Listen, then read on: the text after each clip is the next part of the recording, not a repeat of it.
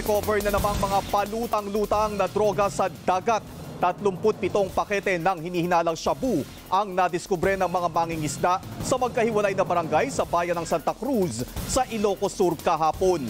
Unang naiulat ang natagpuang 12 pakete ng hinihinalang shabu sa baybaying sakop ng Barangay Dili na nagkakahalaga ng 80 million pesos. Agad itong isinuko ng mga mangingisdang nakakita sa Santa Cruz Municipal Police Station.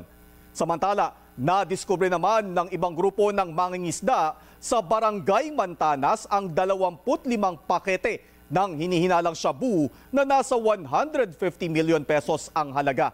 Patuloy ang investigasyon ng mga pulis para matukoy kung saan galing ang mga kontrabando at kung sino ang posibleng sangkot dito. Una rito, na-recover din ang 4 na bilyong pisong halaga ng droga sa Pangasinan.